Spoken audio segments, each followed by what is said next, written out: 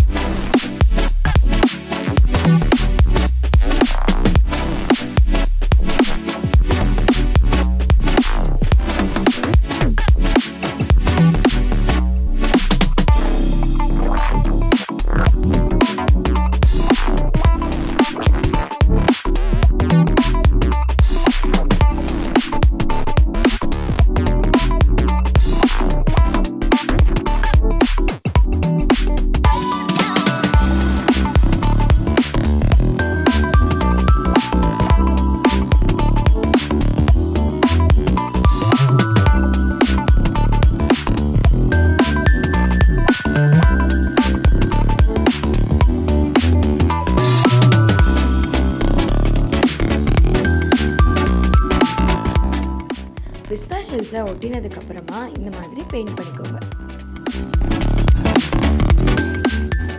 Paint எல்லாம் நல்லாவே ட்ரையா இருக்கு.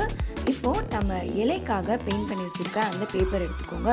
இந்த பேப்பரோட ரெண்டு பக்கத்துலயுமே பெயிண்ட் பண்ணியிருக்கணும். நம்ம பெயிண்ட் பண்ண இந்த பேப்பரை 1/2 இன்ச் அளவில் 4 இன்ச் அளவு ஹைட்டுக்கு கட் பண்ணிக்கோங்க. இதுதான் நம்ம லீஃபா யூஸ் பண்ண போறோம்.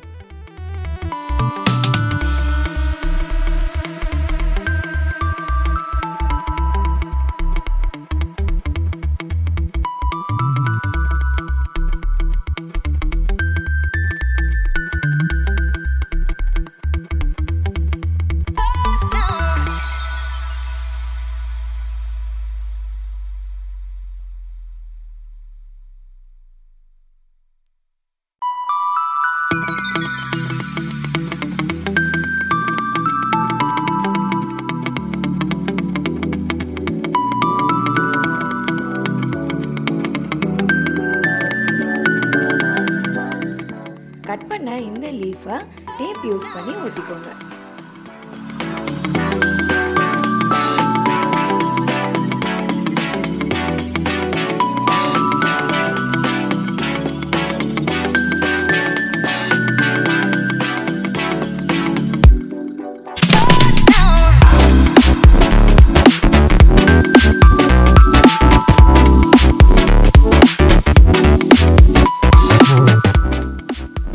டேப் ஒட்டினதுக்கு அப்புறமா அதை மறைக்கிறதுக்கு அந்த டேப் மேல நம்ம ஃபர்ஸ்ட் பெயிண்ட் பண்ண அதே green கலர் யூஸ் பண்ணி பெயிண்ட் பண்ணிக்கோங்க.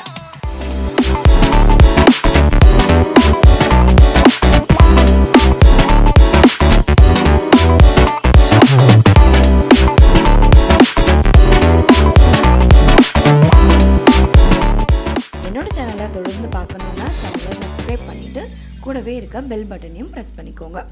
அவ்வளோதான். ட்ரை ஆனதுக்கப்புறமா நம்மளோட ஃப்ளவர்ஸ் எல்லாமே ரெடி ஆகிடுச்சு. ரொம்பவே அட்ராக்டிவான கலரில் ரொம்பவே ஈஸியாக செய்யலாம். நீங்களும் இதை கண்டிப்பாக ட்ரை பண்ணி பாருங்கள்.